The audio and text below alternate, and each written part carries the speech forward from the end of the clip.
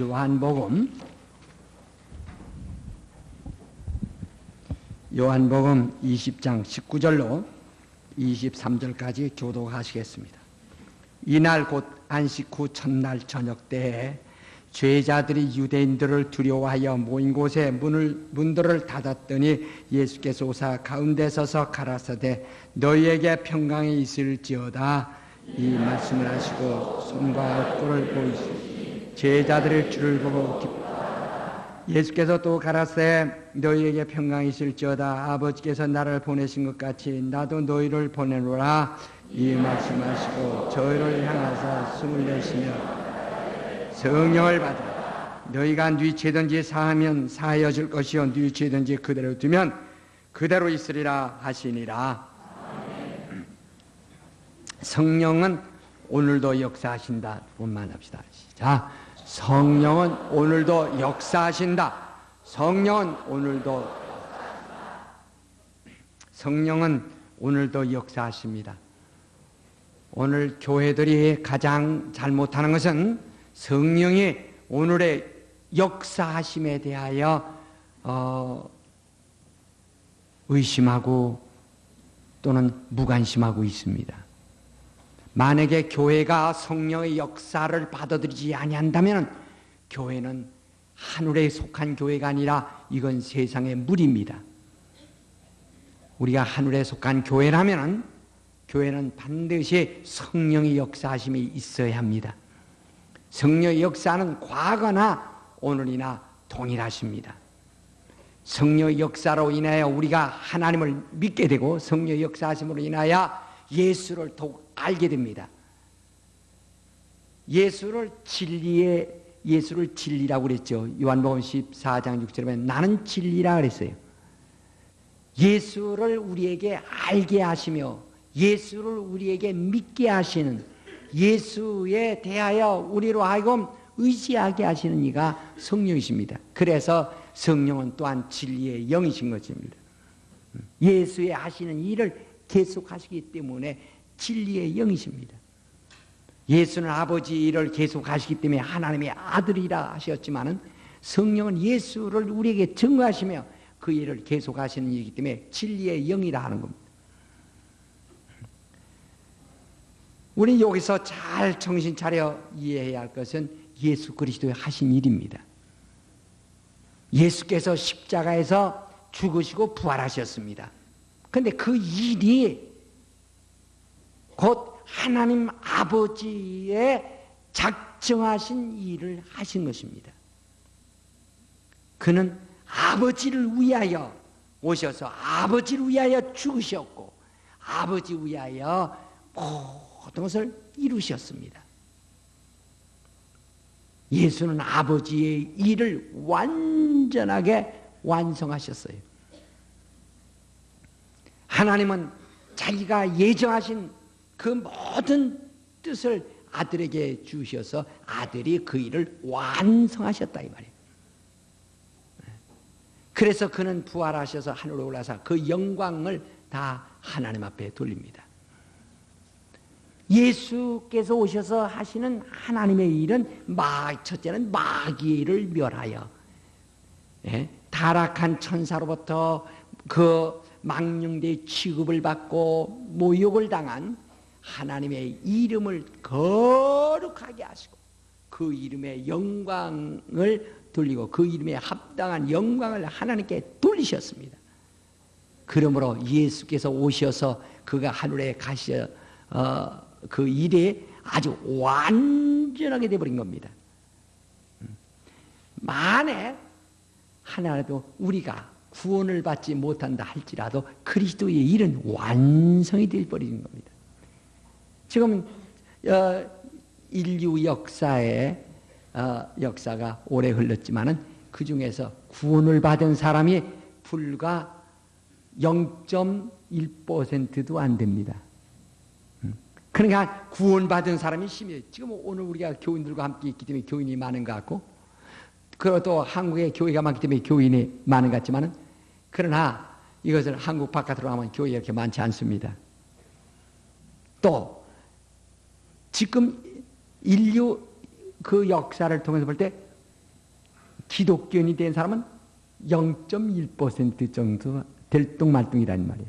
그러면 99.9%라고 하는 사람은 구원받지 못한 겁니다.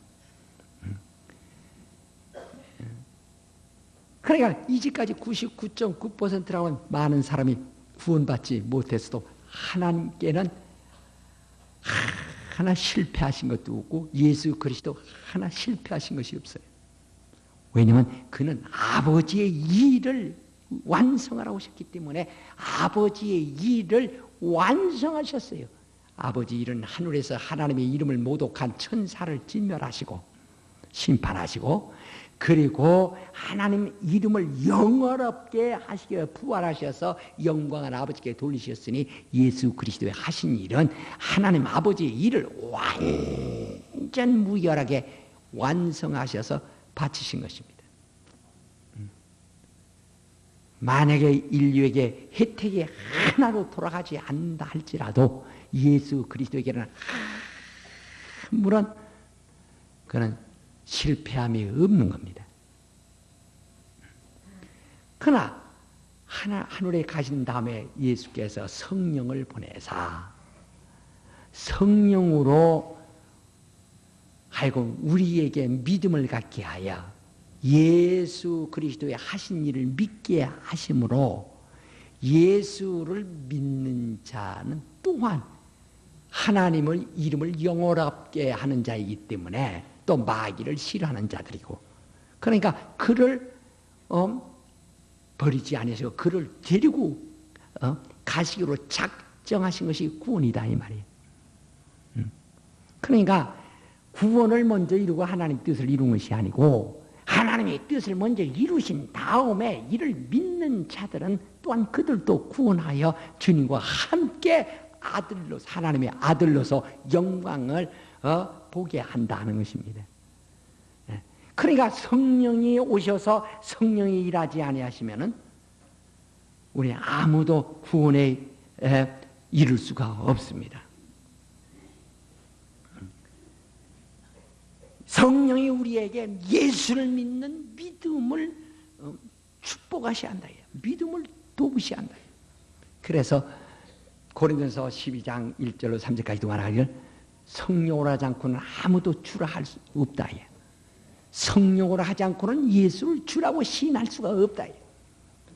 그러니까 예수께서 성령을 받도록 기다려서 성령을 받은 다음에 비로소 성령에 의해서 전파가 되고 성령에 의해서 믿음이 되고 성령에 의해서 소망을 갖고 성령에 의해서 하나님을 의지하고 사랑하게 그렇게 하신 겁니다.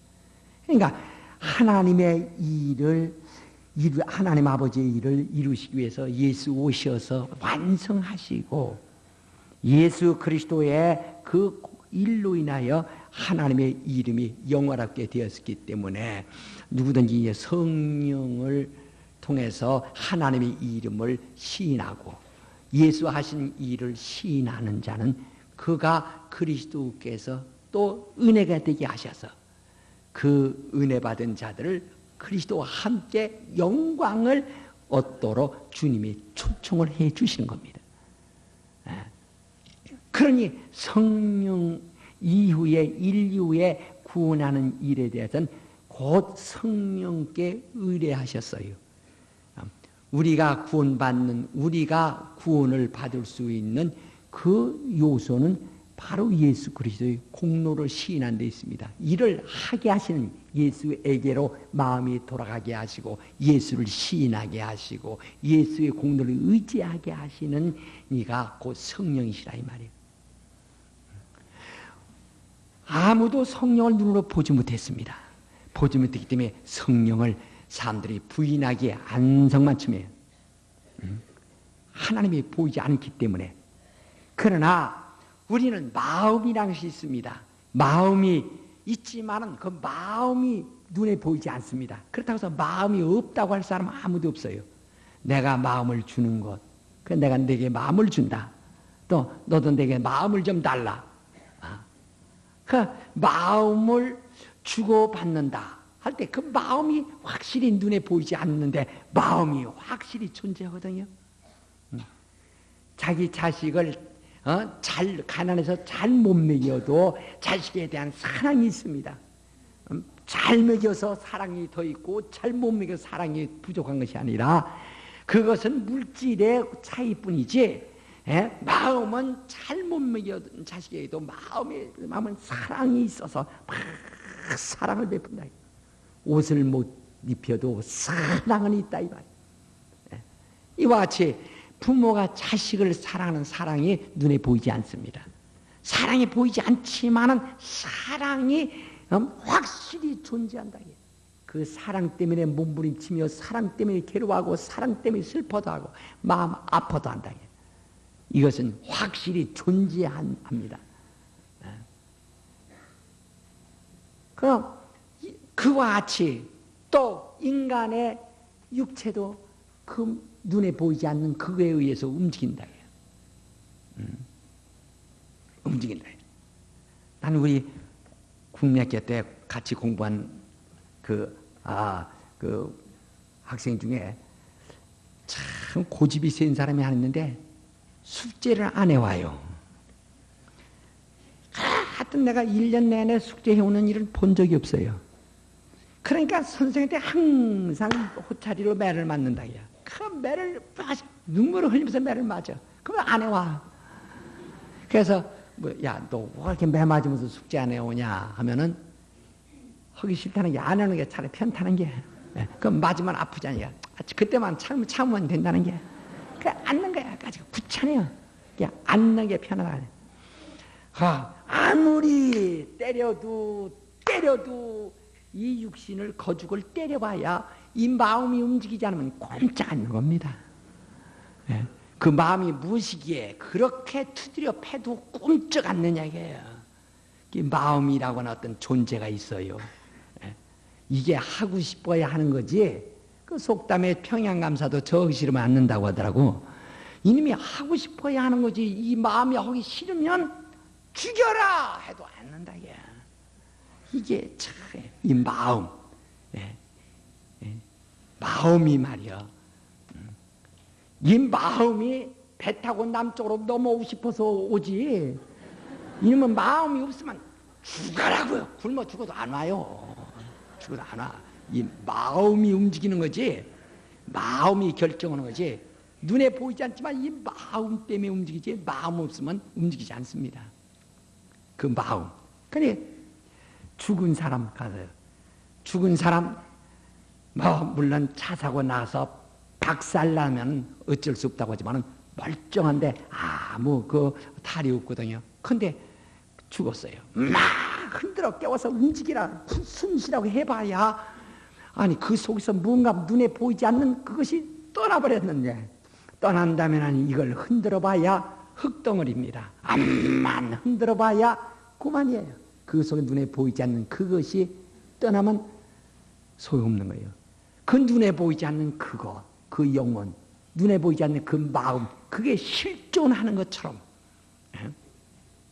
눈에 하나님이 보이지 않지만 그가 확실히 우리를 지배하시고 다스리시고 역사하신다. 그분이 오셔서 우리를 주관하셔야 됩니다. 그렇기 때문에 성령을 받아야 된다는 겁니다. 성령을 그래서 받아야 한다는 게 성령으로 하지 않고는 믿음을 가지지 못하고 성령으로 하지 않고는 소망을 확실하게 튼튼하게 소유할 수가 없습니다. 어떤 사람 말하기를 성령 역사는 옛날이나 있었고 오늘날에는 없다고 생각합니다. 이 사람들은 성령 역사가 마치 문화에 밀리거나 문명에 밀려나가는 줄 착각하고 있다 이 말이에요. 성령의 역사는 옛날에 있지만 오늘날 또 방언은 옛날에 있고 오늘날에 없다고 하는 사람들이 얼마나 많은지 몰라요. 우리가 예루살렘 교회와 현대교회들을 비교해볼 때 현대교회들이 얼마나 죽어있고 얼마나 죄짓고 있고 얼마나 메말라 있다는 것을 알아야 합니다. 하나님 앞에 꿈쩍 안 해요. 움직이질 않아요. 도무지 움직이질 않아요. 교회만 주일날만 밟고 왔다가 끝나기가 무섭게 뿔뿔이 헤어지지 도무지 하나님의 뜻대로 움직이려고 그러질 않아요. 초대교인들은 그렇지 않습니다. 그 성령의 역사가 굉장히 있거든요. 세월이 오래 갔기 때문에 베드로 후서 3장에 보면 하루가 천년이요 천년이 하루 같다고 하는 하나님에 대해 너 이해 못하냐. 하나님의 날수라서는 하루가 천년이 하루 같다는 걸 넌 모르느냐고 말씀했어요. 저 예루살렘에 가면은 감난산이 있습니다. 감난산에는 감난나무들이 얼마나 많은지 지금도 몇백 그루 있어요. 이 두 아람씩 되는 큰 나무들이 있는데, 근데 이게 몇 년 됐느냐 하니까 2000년 됐대요.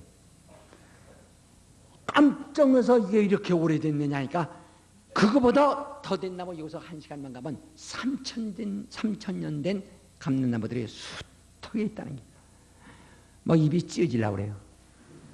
그랬더니 놀라지 마라. 여기서 2시간만 가면 6000년 된 나무가 있다 해요. 근데 보통 500년에서 1000년 된 나무는 몇십만 그루가 있어요. 이스라엘 땅에 몇십만 그루가 굉장히 많습니다. 그러면 그 나무가 2000년 전에 사람들도 그 열매를 따먹었는데 2000년이 지난 오늘날도 사람들이 그 나무 열매를 따먹고 있다. 그 열매를 따먹은 사람들은 2000년 전에 죽었지만은 2000년 동안 계속 죽어갔지만은 그 나무는 죽지 않고 지금도 열매를 맺고 있어요. 2000년 전 사람들이 그 열매를 따먹고 죽어갔지만은 현대 사람도 여전히 그 열매를 따먹고 지금도 따먹다가 죽는 사람도 있고 또 계속 태어날 사람들이 또 따먹고 또 이제 갈 겁니다. 그러나 나무 자체가 지금도 살아 있습니다. 로마서 1장 18절에 보면 만물이 하나님을 알만한 신성을 가지고 있어서 누구든지 그런 걸 통해서 하나님을 알만할 터인데도 사람들이 일부러 이를 잊으려 하여 모든 것들을 우상으로 바꾸고 이런 미신으로 바꿔서 하나님을 욕되게 하고 있다라고 그렇게 말하고 있습니다. 2000년 전 나무, 다른 일반 나무들은 아람들이 나무가 몇백 년 후면 자연 고사됩니다. 이건 그란단 고사 놀라서 감난나무라서는 아주 그건 수명이 없대요. 아주 고사한답니다. 끝까지 계속 사람이 비워내지 않는 한은 계속된다는 게 이 엄청난 사실을 난 보고 아주 참 놀랐어요.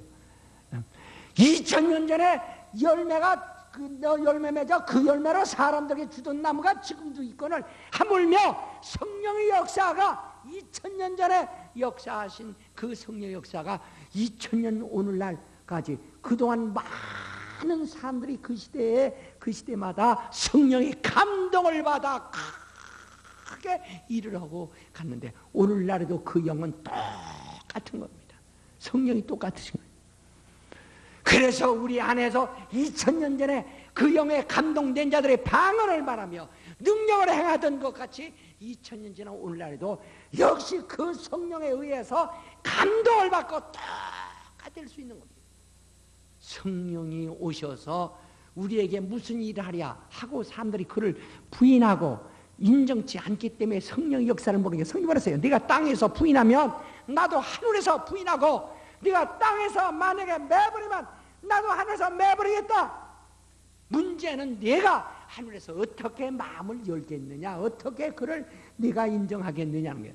내가 문을 두드리니 열면 들어가서 네 식탁에 내가 함께 할 것이면 너를 내 식탁에 초대하리라고 말씀하셨는데 그가 얼마만큼 우리를 깊이 사귀고 싶어 하시며 얼마만큼 우리 속에 깊이 들어오셔서 우리의 일을 간섭하고 싶어 하셨던지 내 밥상에까지도 함께 가겠다. 그리고 너를 내 밥상으로 초대하겠다고까지 말씀하지 않았어요. 그러나 오늘날 사람들이 그분을 인정하지 않기 때문에 그분의 감동하심이 우리에게 체험으로 나타나지 않는 것이지 그분이 존재하지 않는 것이 아닙니다. 게으른 사람은 공부하기 싫습니다. 게으른 사람은 일하기도 싫습니다. 그 마음이 작정하는 거예요. 그러나 부지런한 사람은 움직입니다. 행동합니다. 성령이 오시면 하나님의 뜻대로 살고 싶은 마음을 가지게 하시고 하나님 뜻대로 소망을 의지하게 하신다. 자, 우리 성령이 오셔서 우리를 도우셔야 합니다.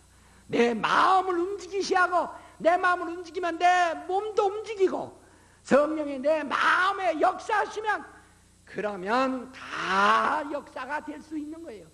우리는 어느 때 다급할 때만 하나님을 의지하지만은 정말 평소에 그분을 의지해 보세요. 정말 그분은 정직하신 분이고 그분은 영원하신 분이고 완전하신 분이시기에 그분을 의지한다면 그분은 우리를 자기가 잘 진단하셔서 정말 일을 이렇게 도와야 되겠다고 이렇게 움직여야 되겠다고 할 때 우리를 그렇게 도와주시는 거예요. 예수 공로는 우리가 구원을 받는데 절대적인 바로 생명입니다. 성령은 예수의 공로를 믿게 하고 예수에게로 가까이 가게 하고 예수를 믿는 자들을 도우라고 보내심을 받은 자예요. 그래서 예수 믿는 자에게는 성령이 있는 겁니다. 성경에 뭐라 했습니까? 요한복음 14장 17절에 보면은 세상은 성령을 능히 받지 못하나니 그랬어요. 세상은 성령을 능히 받지 못하나니 불가능하다는 겁니다. 왜냐하면 성령을 믿지 않는 자에게 임하지 아니고 믿는 자에게만 임하시기 때문에 세상 사람과 교인들이 다른 점이 뭐냐? 우리는 같은 문화권에 살고 같은 옷을 입습니다. 같은 교육을 받습니다. 텔레비전을 같이 보고 신문을 같이 읽습니다. 그러나 무엇이 다르냐면은 바로 그 세상 사람들은 성령이 없어요. 그러나 신자들은 성령이 있다는 사실입니다. 그러니까 죽은 사람과 산 사람의 차이가 뭐냐? 죽은 사람은 그 속에서 그 육체를 움직일 수 있는 영혼이 떠나버렸기 때문에 육신이 꼼짝하지 않는 것이고, 산 사람은 그 속에 영혼이 있고 마음이 있어서 그 영혼과 마음이 막 육체를 움직이고 그래서 활동하고 그래서 다 패기가 넘쳐 흐르는데, 이것처럼 믿는 사람과 믿지 않는 사람은 영혼이 없는 사람과 영혼이 있는 사람의 차이처럼 바로 성령이 그 안에 없고 믿는 사람은 성령이 그 안에 계셔서 믿는 사람의 마음을 그렇게 움직이시고 믿는 사람의 생활을 그렇게 움직여 주신다. 그게 다른 점입니다. 우리가 예수 믿는 거 시간 뺏기는 일이 아닙니다. 예수 믿는 거 공연히 와서 억압당하는 것이 아닙니다. 예수 믿는 거 쓸데없는 일하는 거 아닙니다. 예수 믿는 거 자기가 한가 그저 마음에 편안한 어떤 하나의 의식을 택한 것이 아닙니다. 성령이 오셔서 직접으로 우리 속에 계셔서 우리의 마음을 사용하시고 우리를 인도하신다는 사실을 믿어야 됩니다. 저는 제가 처음에 내가 먼저 예수 믿고 우리 형님은 나중에 믿었기 때문에 아주 그 신앙 문제 때문에 불편한 점이 있었어요. 그런 불편인데 우리 형님은 아주 그 영리한 말씀을 하신다. 여러 가지로 옛날 그 한문에서 읽은 그 여러 가지 그 윤리적인 거 도덕적인 얘기를 쭉 하나. 그러나 내가 생각할 때 형님에게는 저 성령이 없으시다. 나에게는 성령이 계시다. 이것이 완전히 구별이 되니까 정말 저분은 이 땅에 대한 이야기를 하고 나는 소망을 가지고 있고, 이게 다른 점. 그래 기도를 많이 하기를 우리 형님 예수 믿고 성령을 좀 받게 해달라고 기도를 했어요. 우리 가정 예수 믿고 성령 받게 해달라고 그래 기도합니다.